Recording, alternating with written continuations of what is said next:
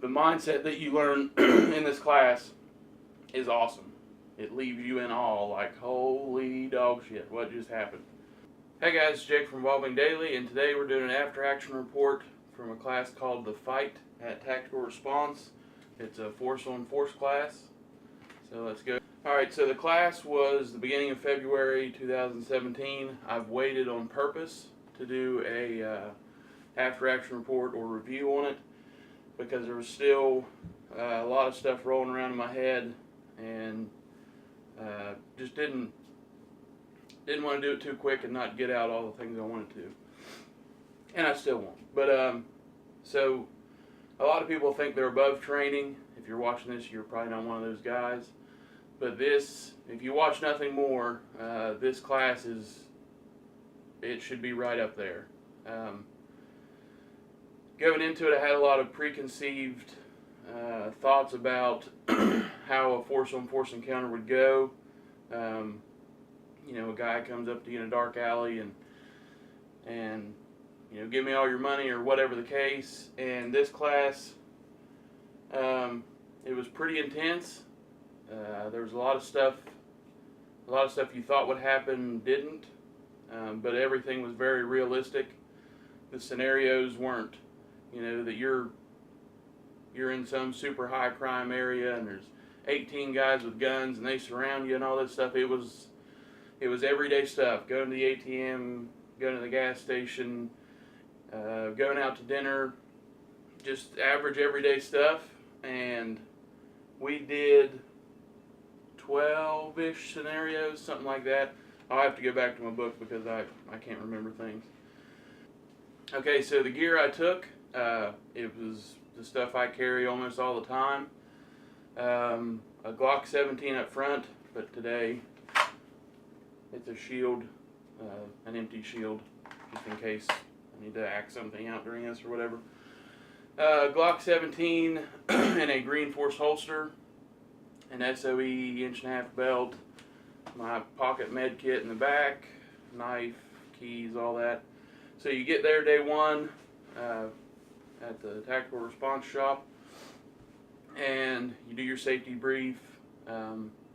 You go over what's going to happen in the class, what's expected, and then you disarm, put everything in your car, come inside, you do 2 pat downs, and then once you've been patted down twice, you stay in there, which is a good thing because force-on-force accidents do happen.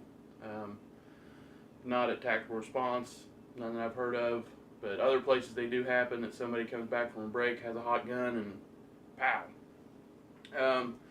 But in the class, I'm not talking negatively about anybody, but if you're taking any kind of training, and especially this one, I'm paying my money to be there. It's going to be the most realistic thing I can. I'm going to try to put my head into it, that this is real, this is actually happening. Some people didn't, and that's fine, they paid their money. But this is probably the most stressful class I've ever been in, ever. And a little background, I'm a firefighter, EMT, hazmat technician, confined space, rescue. I've done a lot of classes and a lot of training, a lot of scenarios that are very high stress, and this class, between iterations, would almost make me sick to my stomach, just because I tried to make it as real as I could. I tried to visualize this is actually happening, this actually happened, and when you come back from your scenario and your mind's going a million miles an hour, I'm pretty good at calming myself down and staying pretty mellow, but this class shook me up a good bit. Not to the point where you're not going to enjoy the class. It being that real and being that stressful really helps you understand that things aren't going to go the way I want it to go necessarily, but I need to be as prepared as I can to make it the best I can. But whenever you would do your scenarios, you've been patted down, you don't have any live ammo, live guns, you use a blue gun. It's not just some bullshit airsoft. So you go through the class. If you don't have a 17 holster, That's what all the blue guns are, not blue guns, but all the sim guns are. They have loaners there. They have loaner paintball masks, which were better than I expected they'd be. I debated on buying one before the class. They weren't dirt cheap ones. They were actually pretty decent. You get your loaner gun. You get a cell phone because, I mean, that's part of life. You carry a cell phone. You get an extra mag. The round count wasn't what I thought it would be. You know, before, whenever I'm thinking about scenarios and just thinking to myself, like, how this would go down, how it would happen, you know, you're shooting 6 or 7 guys and doing reloads and emptying that, and the speed at which these things happen is incredible. So a lot of things that I thought were going to happen didn't, and some things I didn't even think about did happen. Some of the scenarios you're going to win, some of them you're going to lose, and some of them it depends on what you did, when you did it, and how you did it, if that makes sense. Like me and, I'm horrible with names, me and Chase, I think we sat together in the classroom because you'd be in the classroom and you would go and do your scenario and come back and write it down and think about it and decompress and stuff like that. But me and him would kind of, you know, talk to each other after they happened, and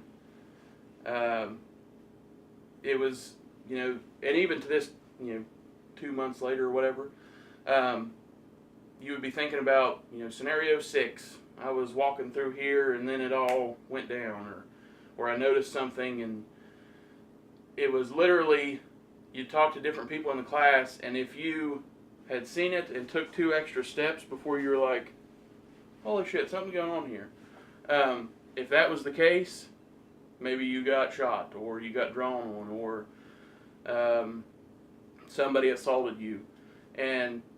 But if you were kind of moving a little slower and being more, you know, doing scans as you go through places, if you seen it a little sooner, like, oh shit, then literally those couple steps, just how deep you were in the room, or if you turn your back on somebody, when you seen it and how you started to react to it, it completely changed. Like, we would come back after scenarios, there were about 12 people, I'm guessing, in the class, maybe more. But you know, we would be talking to each other, and, well, I got to the turn and I seen this guy beating on a girl, and I kind of gave him a command and started to back out or something, and that scenario went okay for that person. The next person had got to where they were making the turn and realized it, and then turned, and they were in a doorway or something silly to where they couldn't move as efficiently, and things went bad for them. Some people noticed it kind of halfway in between, and it depended on how aggressive they were towards the aggressor or the attacker of how their scenario ended. I'm sorry if this review just kind of rambles and jumps around, but it's still, this is something that's hard to put down into words and say, you will get better at this, you'll get better at that, you'll realize this wasn't as good. It's a lot of what you make it. The more serious you take it, the more you're going to get out of it. The big things that I think any good training, doesn't matter what it is, gun guy stuff, or, you know, whatever you're doing, if you take a good class from good instructors and you take it seriously, when you leave, you'll have an unquenching thirst for more training. Like, I think that's a hallmark of a good class, is when you leave there, you're like, that was awesome, but I need to work on this, this, and that, and then come back. And that's exactly how I felt. I need to work on verbal judo, like, you know, de-escalating or distracting, using my words as a weapon. Your gun's not your only weapon, your knife's not your only weapon. I need to work on decisiveness of action, like not a lot of times, in a few scenarios, an instructor said they could see it, and I'm sure they could, that like I would get to a certain point and be like, this is kind of shady. I should probably bounce. But I still lingered for a little while, like, well, maybe it's not that bad. And that's one thing the role players did a really good job of making it feel real and putting you at ease. Because when you're told, you know, here's your sim gun, you got your protective stuff on, go in there and act like it's everyday life. It's really easy to go in there and be, you know, halfway to a draw, getting ready to drop down on some guy. But the role players did a really good job of, you know, making you feel comfortable, and you get to a certain part in the scenario where you're like, oh yeah, this is just like going to the ATM, and then, you know, whatever is going to happen happens. You probably will, or at least me, I can't say everybody, but you will get your ego bruised substantially, just because, you know, you've got this vision in your head of, once you see something happen, you've got this lightning fast draw, and you're on and ready to light that guy up. It doesn't quite go that way. My dry practice is not what it should be, especially in the month and a half leading up to it. You know, just too busy in everyday life. And I had this idea where dry practice was all about a steady front sight whenever you touch the trigger off. You know, working on that over and over and over. Where now my dry practice is more just clearing cover, getting the gun, getting it out. That's more getting it out and picking up my front sight. I'm working on that more now than just a really steady front sight when I pull the trigger. So there's things in the class that are going to be just you dependent, how serious you take it, of what you know, and it's going to be what deficiencies you have going in. As far as anybody, it doesn't matter who you are, if you sometimes carry or always carry, live in a high crime neighborhood, if you're super on it and you're very aware, or you just kind of walk through everyday life. Everybody will get a lot out of this class. And this is one of those things. There are a half dozen things in life that I wish I could just wipe from my memory and go back and redo. And this is definitely one of them, because it's very, very eye-opening. And it's just one of those things that there's no way in this video that you can learn or experience. In any video, you can't learn or experience the things you'll get out of this class. It's something you have to go do. So as far as in the class, this is going to be some bro science, and there's no real, it's not going to be 100% accurate, but if I had to put it in words, the survival principles are mindset, tactics, skill, and gear. Some people put those in different orders. I'm in agreement with some good instructors, including Yeager, that this is what order they should be in. And this class hits them pretty hard in mindset. I would say, if we're just going to make this up on the fly, that mindset of this class, like this is what I got out of the class. Mindset, probably 75% of what I learned in the class was mindset stuff. And some of it is irreplaceable. Like there's no way you could have gotten it any other way. It's impossible. Tactics, there was a lot of stuff of, you know, once you draw your gun, how are you moving? Which way are you moving? Should it be fast, slow, in between? Is it situationally dependent? This, that, or the other. I would say tactics is probably going to be 15%. And guys, for everybody that took the class, this could be different one way or the other. 100%.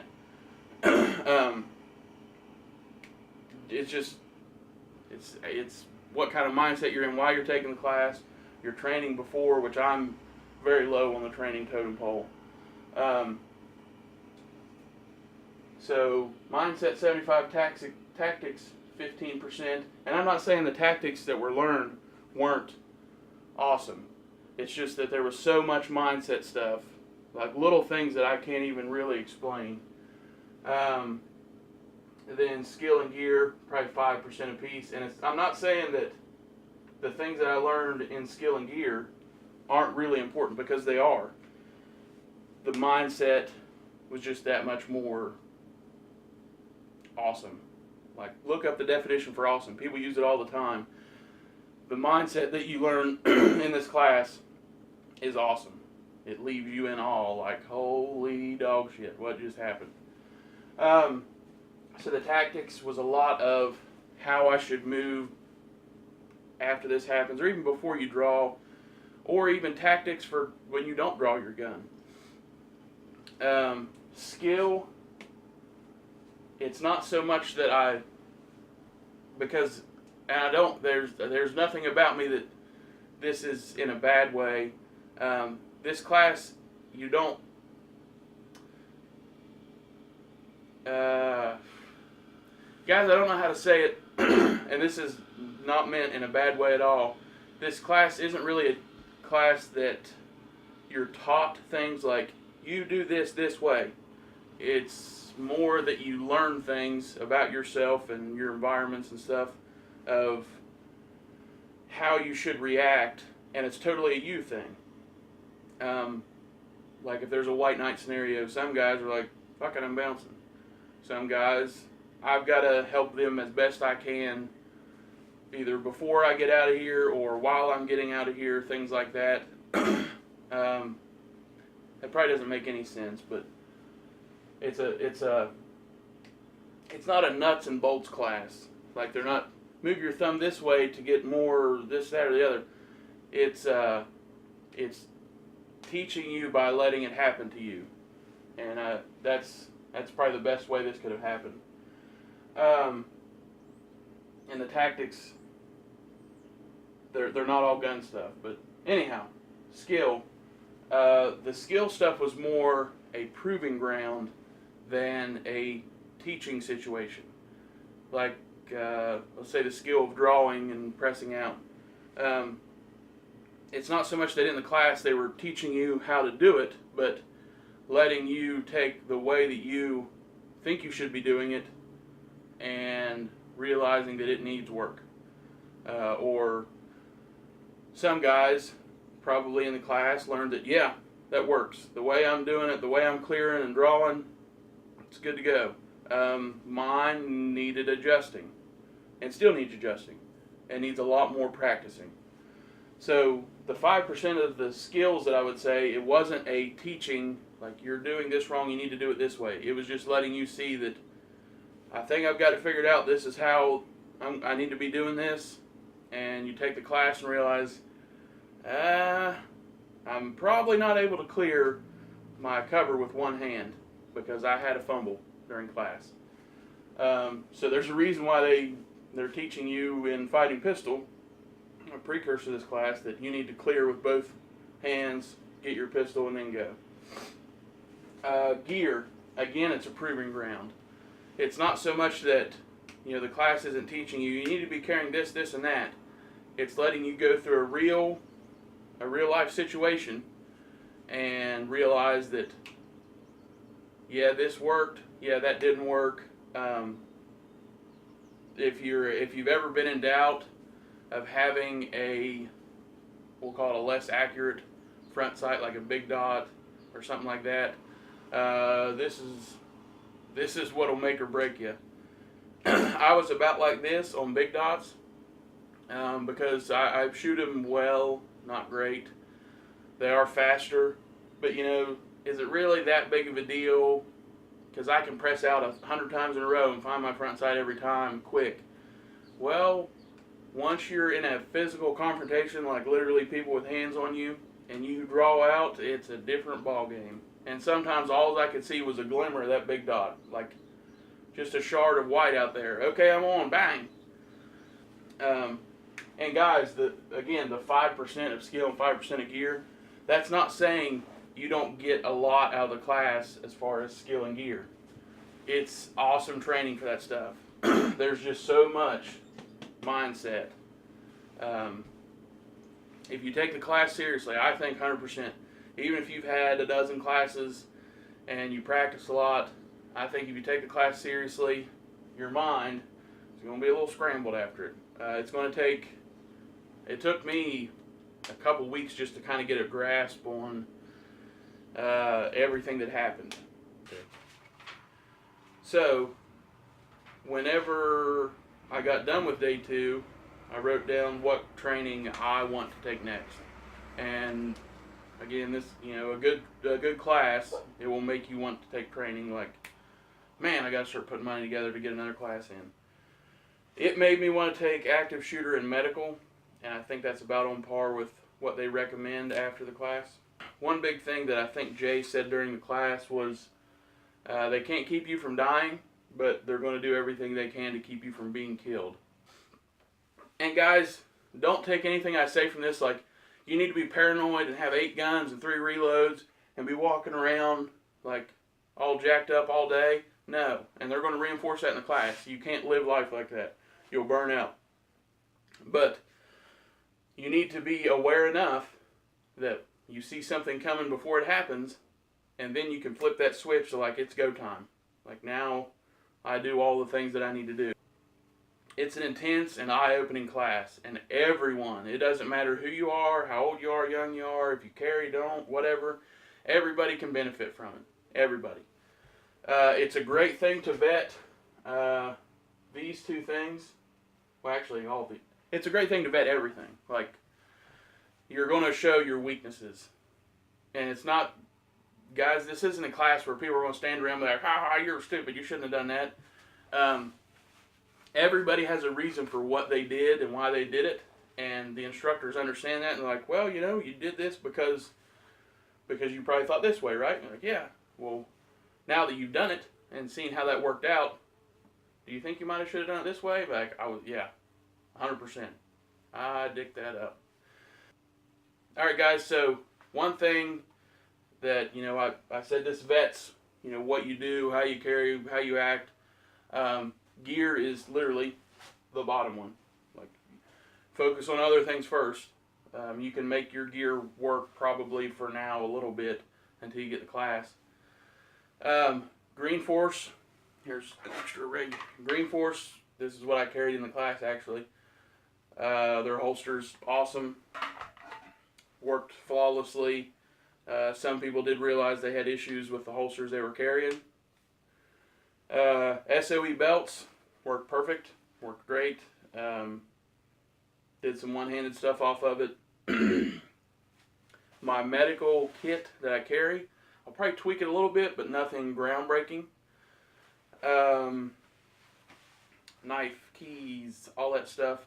Gear, Green Force SOE. Obviously didn't get to test my 0 tolerance, but I know it won't work now, just the speed of it. All my gear that I took the class, awesome. And I knew that most of it would because I've trained with it before.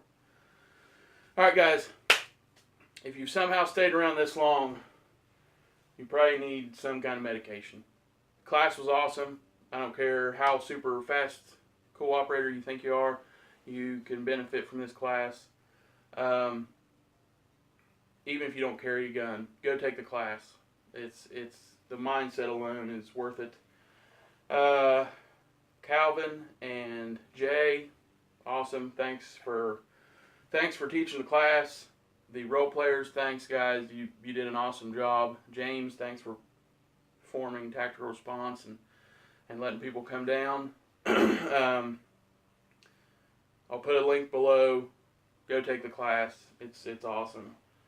There'll be after action report of vehicle tactics coming real soon. Appreciate you guys watching. Like, share, subscribe. Tell your friends if this is a class they might like. And they have probably a half hour to kill. They can watch me ramble and all that. But guys, keep doing what you're doing. Keep getting good training. And even if you're not, start getting good training. Just remember that you need to be prepared to thrive while others survive. Thanks.